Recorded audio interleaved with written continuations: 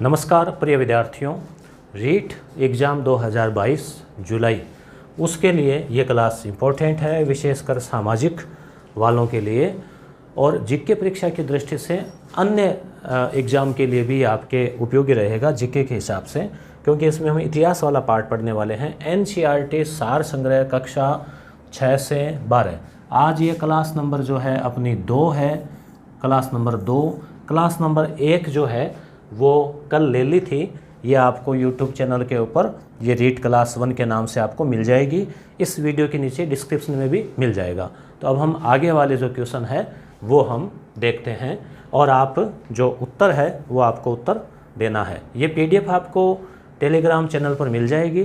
Telegram channel का link description में है और यस गुरु एप्लीकेशन का लिंक यहाँ इस PDF पर भी आपको मिल जाएगा।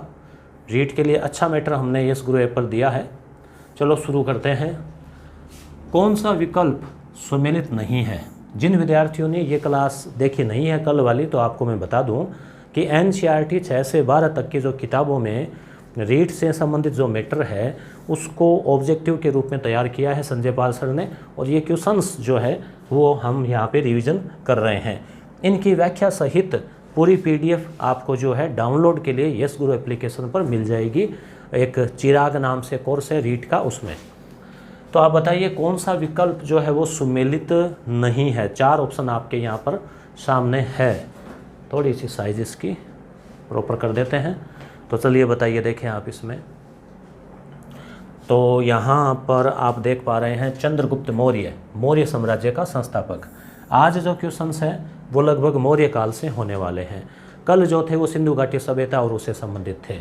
तो देखिए, थोड़ा सा आपको मौर्य वंश के बारे में बता दूं कि मौर्य वंश में 3 बड़े शासक हुए हैं। उसकी आप एक ट्रिक भी याद रख सकते हैं, जैसे चंद्र बिंदु लगाते हैं ना, चंद्र बिंदु, जैसे ये इस टाइप का इसको बोलते हैं चंद्र बिंदु। तो चंद्र बिंदु अशोक, ये 3 नाम आप याद रख लो। तो इसमें चंद्रगुप्त मौर्य, बिंदुसार, अशोक, ये 3 प्रमुख इसमें शासक हुए। और अंतिम जो शासक है उसका नाम था वृहदरथ मौर्य। तो अशोक इस वंश का महान शासक था और पहला भारत का चक्रवर्ती राजा चंद्रगुप्त मौर्य था। चंद्रगुप्त से ना आप कंफ्यूज मत होना, केवल चंद्रगुप्त गुप्त वंश का अलग है और चंद्रगुप्त मौर्य वंश का है। तो ये जो मौर्य है ये पहले हुआ था। तो मौर्य साम्राज्य का संस्थापक था। इसने नंद वंश जो है उसको नष्ट करके और कौटिल्य की सहायता से मौर्य वंश की नींव डाली थी। और नंद वंश का जो राजा था उसका नाम था धनानंद। तो उसको जो है इसने पराजित करके। अर्थशास्त्र पुस्तक के लेखक कौटिल्य को चाणक्य भी कहते हैं, विष्णुगुप्त भी कहते हैं। उज्जैन मौर्य साम्राज्य की राजधानी। तो आप कमेंट भी करते रहें उत्तर, तो इससे क्या है कि आपका अभ्यास बना रहेगा। तो इसमें ये उत्तर गलत है। मौर्य साम्राज्य की राजधानी उज्जैन नहीं थी, बल्कि क्या थी? पाटलिपुत्र थी।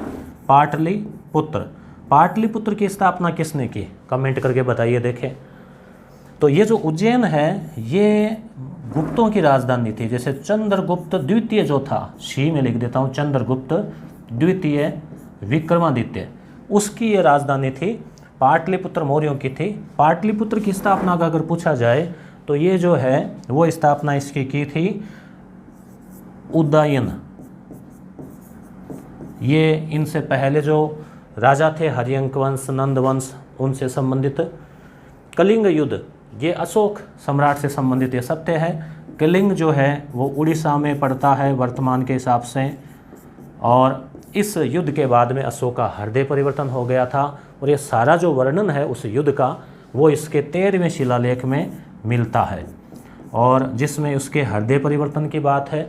युद्ध की जो नरसंहार की घटना देखकर अशोक का हृदय परिवर्तित हो गया और फिर वहाँ पर बौद्ध भिक्षु उपगुप्त के उपदेशों से प्रभावित होकर अशोक ने बौद्ध धर्म स्वीकार कर लिया और युद्ध की नीति को त्याग दिया। युद्ध की जगह धम्म घोष जो है उसको अपना लिया। अगला प्रश्न, मौर्य प्रशासन के संबंध में निम्नलिखित कथनों पर विचार कीजिए। ठीक है, तो अब आप ये 4 कथन है यहाँ पर जो है आप इस पर विचार कीजिए। 4 कथनों पे यहाँ 2 कथन है। ठीक है, 2 में से कौन कौन सा सही है? तो पहले आप दोनों कथनों को पढ़ लीजिए और उसके बाद में हम देखते हैं।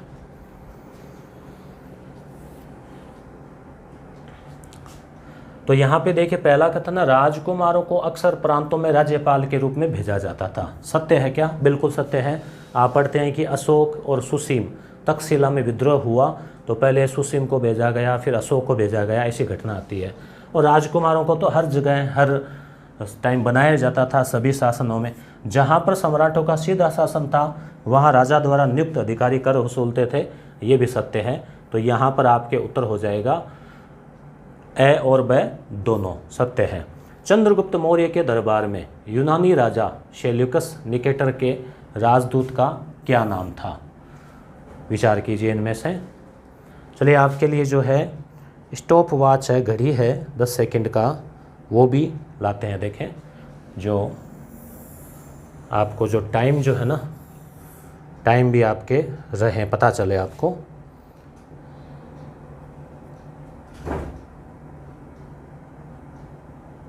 एक मिनट इसको, चलो एक बार आप ये देखिए, देखें इसका क्या उत्तर होगा। तो राजदूत का क्या नाम था? तो मेगस्थनीज। चंद्रगुप्त मौर्य के दरबार में मेगस्थनीज आया था, इसने इंडिका पुस्तक लिखी थी और वो इंडिका मूल जो पुस्तक है वो तो हालांकि खो गई है, वो इतिहासकारों को मिली नहीं है, मगर इसका वर्णन बाद के जो लेखक है स्ट्रेबो, प्लिनी वगैरह वो इसका उल्लेख करते हैं। तो मेगस्थनीज इसके दरबार में आया था। अशोक द्वारा धम्म की शिक्षा देने के लिए नियुक्त जो अधिकारी थे उनका क्या नाम था? तो बताइए, देखें आप।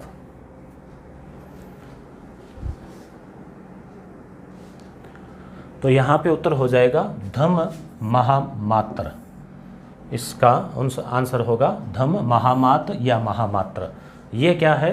धर्म की शिक्षा, नैतिकता की शिक्षा, लोगों का आचरण शुद्ध हो इसकी शिक्षा देते थे। ये अशोक ने नियुक्त किए थे। अशोक मौर्य के संदर्भ में असत्य कथन को चुने। तो यहाँ पर 4 कथन दिए गए हैं, ठीक है।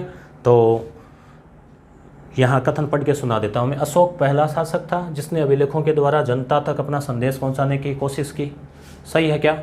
बिल्कुल सही है ये, क्योंकि अभिलेख जो लिखे, शिलालेख, स्तंभ लेख। शिलालेख का मतलब जैसे मान लो कोई शिला है, कोई चट्टान है, ठीक है, कोई पहाड़ी है, उसके ऊपर लेख लिखवा दिया।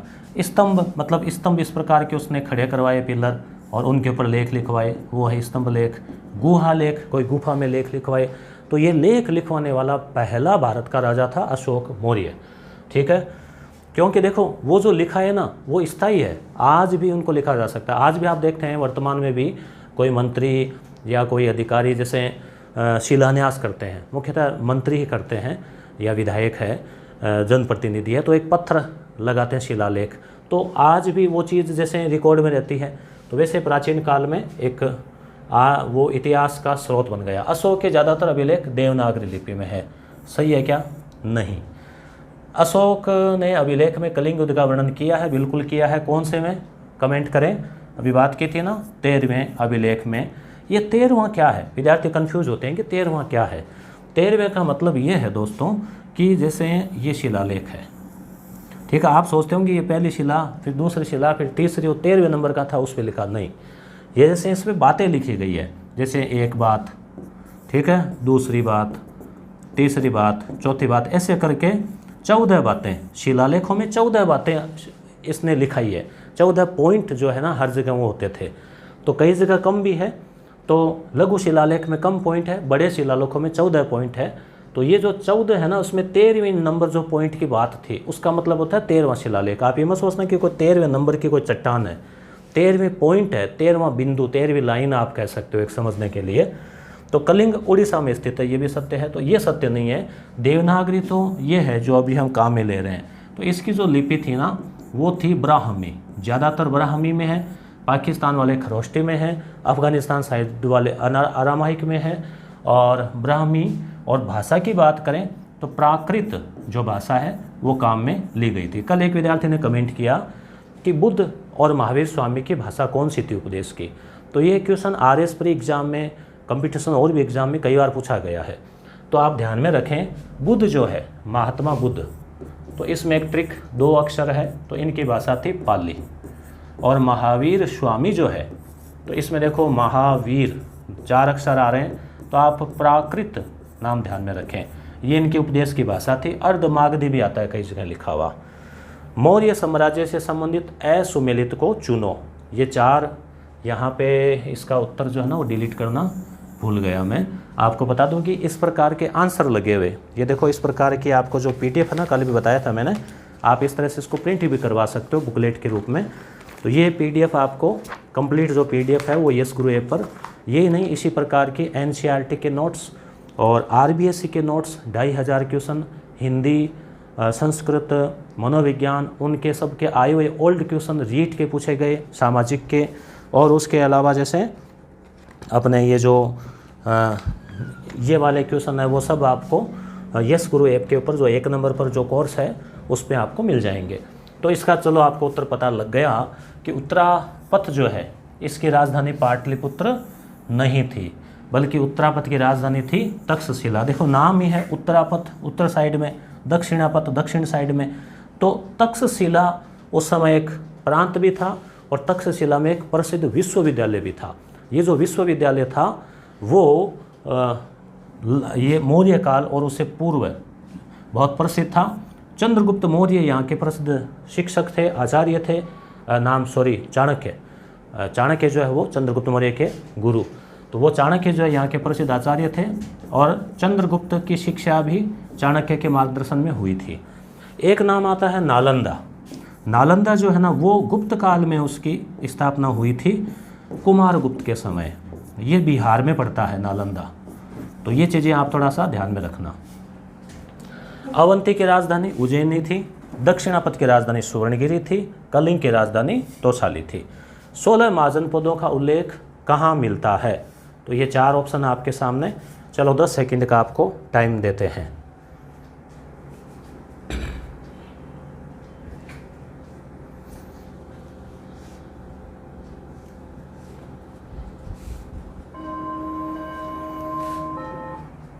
तो देखिए इसमें आपके टाइम चला गया 10 सेकंड। अंगुत्तर निकाय और भगवती सूत्र, तो अ और ब दोनों, तो इनमें मिलता है। ये एक बौद्ध ग्रंथ है जिसमें 16 महाजनपद वो है ना, 16 महाजनपदों का नाम अवंती, अस्मक, मगध, अंग, मगध, काशी, कौशल, अवंती, अस्मक, इस प्रकार से, तो सूरसेन वगैरह।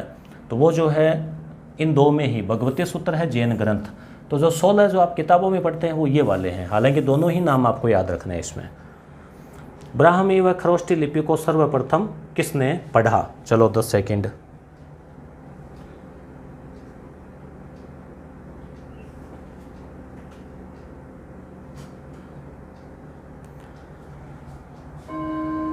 तो इसका उत्तर हो जाएगा जेम्स प्रिंसेप।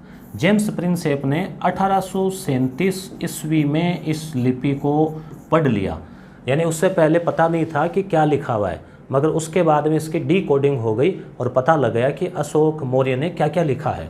और आगे तो एक इतिहासकार भी ऐसे आएंगे जिन्होंने केवल जो अशोक के अभिलेख है उनके आधार पर ही जो इतिहास है वो लिखा है। तो ये प्रश्न आ गया है, देखो चलो स्टार्ट।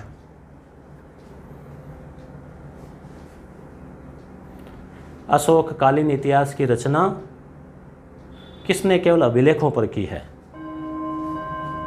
तो उत्तर हो जाएगा भंडारकर, DR भंडारकर जो है, इन्होंने केवल अभिलेख यानी एक शुद्ध जो इतिहास कि अशोक के अभिलेखों में क्या क्या लिखा हुआ है, अभिलेखों में जो है उसके आधार पर लिखा है। तो वो एक पूरी तरह से प्रामाणिक।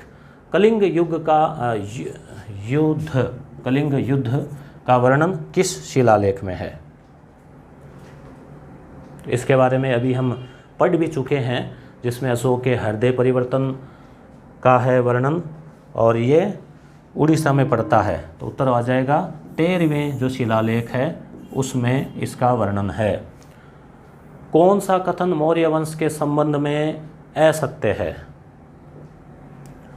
तो यहाँ पहले 2 कथन है, उसके बाद में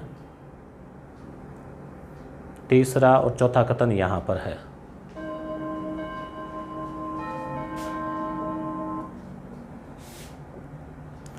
तो यहाँ पे देखिए आप कि हम चारों कथन को देखते हैं कि चंद्रगुप्त मौर्य ने नंद वंश के अंतिम शासक धनानंद को हराया था, सत्य है बिल्कुल। सेल्यूकस ने अपनी पुत्री हेलेना का विवाह अशोक मौर्य से किया था, ये सही नहीं है। सेल्यूकस निकेटर जो कि यूनानी शासक था, उसको चंद्रगुप्त मौर्य ने हरा दिया था। तो हराने के बाद जो है 305 ईस्वी पूर्व की घटना है, तो उसने अपनी पुत्री हेलेना का विवाह अशोक से नहीं बल्कि चंद्रगुप्त जो मौर्य है उससे विवाह किया था। और मेगस्थनीज जो है वो साथ में आया था राजदूत के रूप में। बिंदुसार को अमित्र मतलब दुश्मन के लिए घातक भी कहा जाता है। अशोक को अभिलेखों में देवानाम प्रियदर्शी, देवताओं का प्रिय, देवानाम प्रियदर्शी कहा गया है। मौर्य साम्राज्य के प्रशासन से संबंधित कौन सा विकल्प सुमेलित नहीं है? तो यहाँ पर 4 जो है वो दिए गए हैं, आप देखें क्या उत्तर होगा। लो भाई, घंटी बज गई है। तो देखो सन्निधाता, ये कोषाध्यक्ष, इसको आप इसे ट्रिक से याद रख सकते हैं। मैंने इसकी ट्रिक बना रखी है। सन्नी मतलब सनी देओल बॉडी बिल्डर है, अच्छी मतलब फिल्मों में उनका आपने देखी होगी किस प्रकार से जो है वो मार धाड़ करते हैं। तो कोष का अध्यक्ष कोई सन्नी देओल जैसा ही होना चाहिए जो कोष की रक्षा कर सके, हर किसी के बस की बात नहीं है। समाहर्ता जो है क्षमा, तो ये राजस्व संग्रह विभाग का प्रमुख था, यानी राजस्व का कलेक्शन जो है किया जाए उसका मुखिया। समाहर्ता मतलब सब कुछ वहाँ समाहित हो जाए, राजस्व आ जाए। प्रशास्ता, राजाज्ञा को लिपिबद्ध करने वाला, जैसे प्रशस्ति वगैरह होती है ना उस तरह से। तो प्रशास्ता, जैसे प्रशस्ति हम कहते हैं प्रयाग प्रशस्ति, तो प्रशंसा में लिखी गई, तो राजा जो आदेश दिया उसको कर लिया। व्यावहारिक, तो ये फौजदारी न्यायालय का न्यायाधीश नहीं था बल्कि दीवानी न्यायालय का जो न्यायाधीश है वो था व्यवहारिक। ठीक है, तो चलो आप ये कमेंट करके बताना, देखें कि फौजदारी न्यायालय का न्यायाधीश कौन था। ठीक है, अर्थशास्त्र में उल्लेखित अध्यक्ष के संबंध में कौन सा सुमेलित नहीं है? तो यहाँ पर भी इसको डिलीट नहीं हो पाया, ये इसकी व्याख्या है इसकी।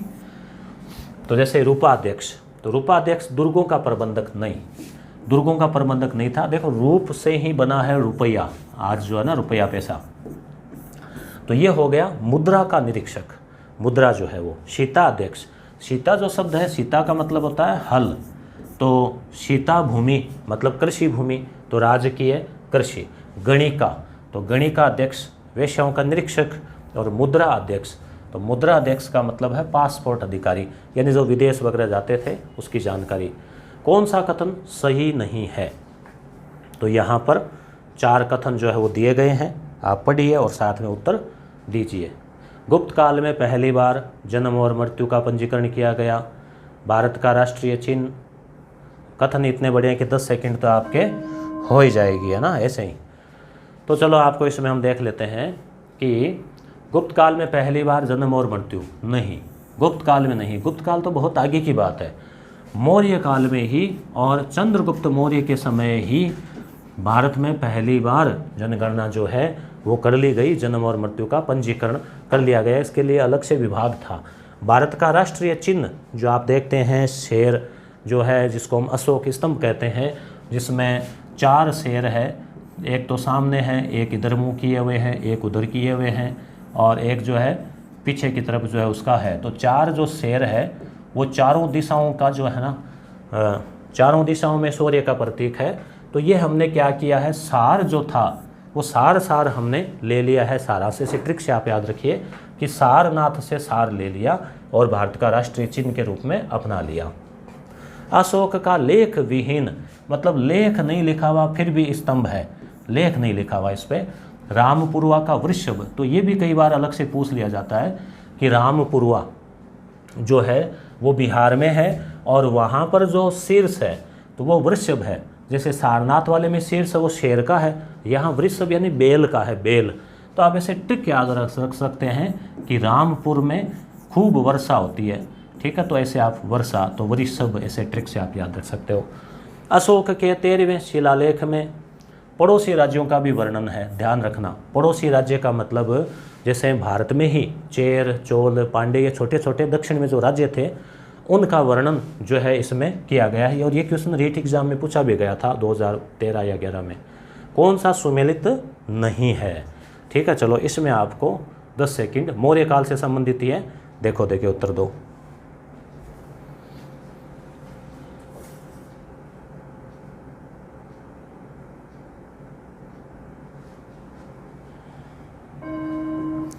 तो देखो पंकोदक, पंक का मतलब होता है कीचड़, सन्नी रोधे मतलब रोकने वाला, तो सड़क पर कीचड़ खिलाने पर कर। देखो उस टाइम में भी कितनी साफ सफाई के प्रति, और आजकल है ही नहीं, लोग जहाँ जाएं गुटखा थूक देते हैं, कचरा फेंक देते हैं। ठीक है, तो विष्टि मतलब बेगार, बेगार जो ली जाए। बलि आपातकालीन कर नहीं था, ये गलत है। बलि क्या था? भू राजस्व कर था। भू राजस्व यानी आपकी ज़मीन पर जो कर था, जो किसान जनता देती थी राजा को। हिरण्य का मतलब है नगद, और वैसे हिरण्य का मतलब आगे जाकर सोना भी था, गोल्ड। शक और शक विजेता किसे कहा जाता है? सिंपल क्वेश्चन है, 7-8 सेकंड में उत्तर दे दो इसका। शक विजेता, जिसको सकारी भी कहते हैं, सकारी मतलब शकों का अरि, शकों का शत्रु, तो ये हो जाएगा यहाँ पर चंद्रगुप्त द्वितीय, जिसकी उपाधि थी विक्रमादित्य की। तो देखो चंद्रगुप्त प्रथम, चंद्रगुप्त द्वितीय, ये तो गुप्त वंश के हैं। चंद्रगुप्त मौर्य नाम आए तब आपको मौर्य वंश का समझना है। चंद्रगुप्त केवल या प्रथम आए तो ये गुप्त वंश है। इलाहाबाद का अशोक स्तंभ विलेख किसके बारे में सूचना देता है? बताओ देखें।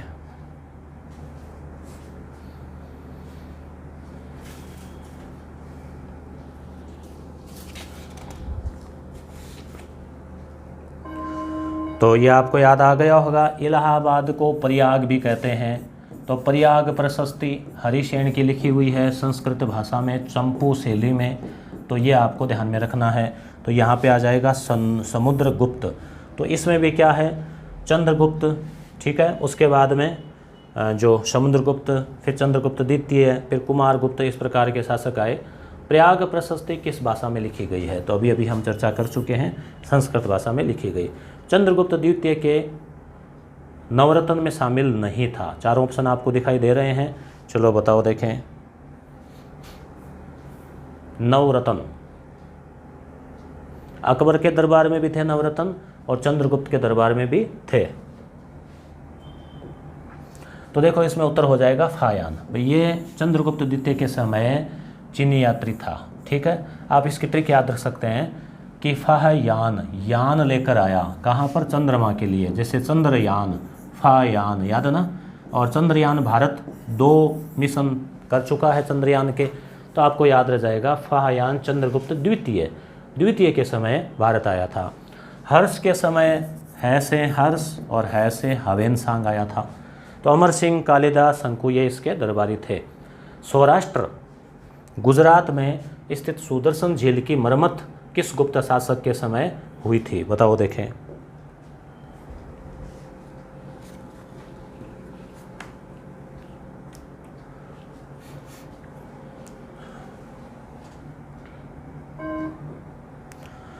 तो इसमें देखिए जैसे उत्तर हो जाएगा इसका स्कंदगुप्त। सौराष्ट्र जो है वो गुजरात में है, और ये जो झील है सौराष्ट्र में सुदर्शन, वैसे इसकी स्टोरी जो है ना वो चंद्रगुप्त मौर्य के समय से शुरू होती है। चंद्रगुप्त मौर्य, उसके बाद में अशोक के समय थोड़ी मरम्मत हुई, फिर रुद्र दामन ने भी इसकी जो है मरम्मत करवाई झील की, और लास्ट में जो है गुप्त पूछा है ना, गुप्त, तो यहाँ पे स्कंदगुप्त इसमें आ जाएगा। नालंदा विश्वविद्यालय की स्थापना बताओ देखें।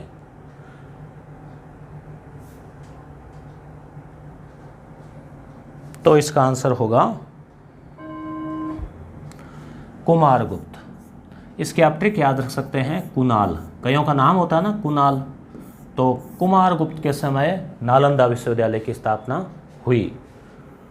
भारत में सती होने का पहला अभिलेखीय प्रमाण, इंपॉर्टेंट क्वेश्चन है ये, कई बार पूछा जाता है एग्जाम में।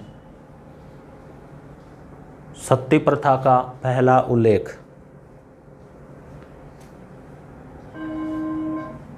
तो यह है एरण अभिलेख गुप्त काल के समय का है और इसमें जो है गोपराज कोई सामंत था, उसकी पत्नी के सती होने का एक अभिलेखीय प्रमाण जो है वो इसमें दिया गया है। तो अभिलेखीय प्रमाण है ये अभिलेख में। मृच्छकटिकम के लेखक कौन है? 4 ऑप्शन है यहाँ पे। तो मृच्छकटिकम जो है वो है शूद्रक की रचना है। ठीक है। प्राचीन काल में आर्थिक उपयोगिता की दृष्टि से भूमि के कई प्रकार थे। चलो इसको बंद कर देते हैं। आप बताना ये सेकंड वाला सिस्टम ठीक है या नहीं है, कमेंट करके बताना। प्राचीन काल में आर्थिक उपयोगिता की दृष्टि से कई प्रकार थे, कौन सा सुमेलित नहीं है बताओ देखें। पहला प्रकार अप्रहत, वास्तु, खिल और क्षेत्र। देखो क्षेत्र से ही नाम बना है खेत, बोलचाल में कहते हैं ना खेत, क्षेत्र, खेत। तो ये क्षेत्र हो जाएगा खेती के लिए। खिल जो भूमि जोते नहीं जाती थी। वास्तु वास करने, आजकल एक वास्तु शास्त्र के नाम पे चलता ना, लोगों को बहुत डराया जाता है, ऐसे नहीं वैसे नहीं। अब एक बात बताओ, जो किसान है जो खेत में ढाणी में रहता है उसका भी तो कोई वास्तु होगा, ठीक है, उसके कौन सा फिर कौन सी दिशा है। और जो लोग गरीब बच्चे हैं, आप देखते हैं कि हम देखते हैं पढ़ते हैं इतिहास में बाबा साहब जैसे जो लोग हैं वो खंबे के नीचे रोशनी में लाइट में पढ़ते थे। सार्वजनिक वासनालय में जाके जो लोग पढ़ते हैं वहाँ कौन सा वास्तु काम करता है, ठीक है। तो वास्तु का मतलब क्या होता है? वास करने योग्य भूमि को ही वास्तु कहते हैं। अप्रहत सिंचाई युक्त एवं ऊंची भूमि, तो ये जो है ये नहीं है। अप्रहत का मतलब जो काम में नहीं ली गई है वो भूमि यहाँ पे हो जाएगा अप्रहत, यानी जो काम में नहीं ली गई है। कौन सा सुमेलित नहीं है?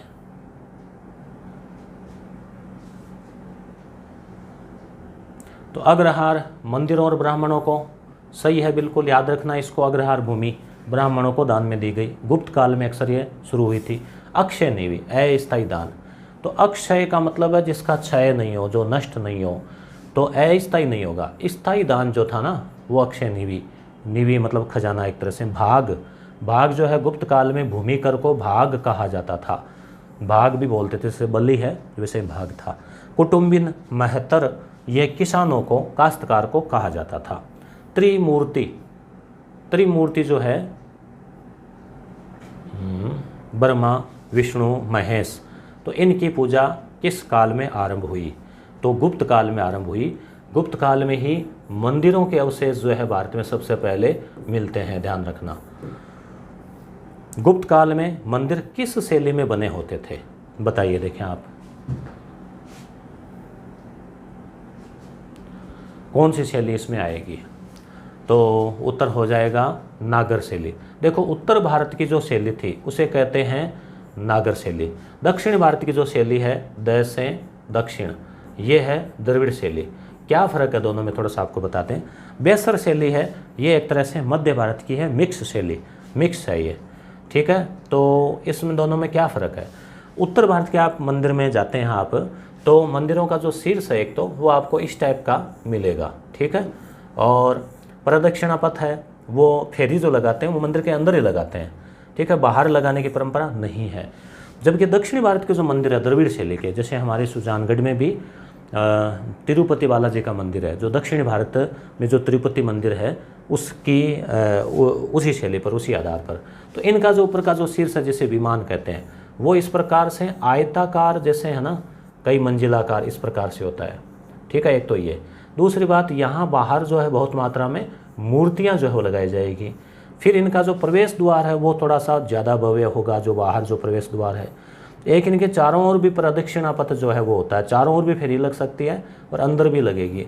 प्रांगण भी इनका थोड़ा सा विस्तृत होगा, ठीक है। तो इस प्रकार के कुछ इन दोनों में फ़र्क देखने को मिलता है शैलियों में। अजंता की कौन सी गुफा को चित्रशाला, मतलब उसमें बहुत ज़्यादा जो है चित्र बनाए गए हैं। अजंता जैन और बौद्ध कालीन चित्र है इसमें, गुप्त कालीन जो है ये निर्माण बनी थी गुप्त काल में। तो 17वीं जो गुफा है उसमें उसको चित्रशाला कहा गया है। और वो मरणासन राजकुमारी का चित्र याद है क्या आपको? कमेंट करें कौन सी गुफा में था। कौन सा सुमेलित नहीं है? तो रचना माघ की शिशुपाल पद, भारवी, ये मालती माधव भवभूति का, कालिदास का ये, तो भारवी की ये, देवी चंद्रगुप्तम जो है वो नहीं है। ये गुप्तकालीन है सारे लेखक। और गुप्तकालीन में इसमें जो भारवी वाली है इसकी रचना जो थी वो थी किरात अर्जुन, तो किरातार्जुन नियम। और देवी चंद्रगुप्तम जो है वो है अपने इसमें विशाखदत्त की। दिल्ली में स्थित मेहरौली के लोह स्तंभ को निर्मित हुए लगभग कितने वर्ष हो गए? तो आपको याद है कि मेहरौली का जो लोह स्तंभ है ये कुतुब मीनार के पास में है और अभी तक इसके जंग नहीं लगा, इतनी क्वालिटी है। गुप्त काल की विज्ञान और धातु जो कला है उसकी गुणवत्ता का प्रतीक है। तो जो मेहरौली का लोह स्तंभ है वो चंद्रगुप्त जो द्वितीय विक्रमादित्य था उसके समय इसका निर्माण हुआ था। तो ये 5वीं शताब्दी, मतलब लगभग 400, 450, 500, अभी 2000 तो 1500 साल हो गए ना, तो 1500 जो वर्ष है वो इसमें हो गए हैं। तो ये था वीडियो। इसकी PDF आपको तुरंत, ये जो PDF है रिवीजन के लिए टेलीग्राम चैनल पे मिल जाएगी। आप इसका प्रिंट आउट चाहते हैं, ऐसी और भी जो PDF है, लगभग 20 PDF है जिसमें L1, L2, science, math, RBSC, NCERT, Rajasthan अध्ययन, सभी की PDF डाउनलोड के लिए आपको मिल जाएगी। और ओल्ड पेपर रीड के आए हुए सामाजिक के और के यस गुरु एप्लीकेशन पर लिंक डिस्क्रिप्शन में दिया गया है। मिलते हैं कल 5 बजे। इसके आगे वाला जो है, आगे वाले जो क्वेश्चन है उसमें NCERT सार संग्रह। धन्यवाद।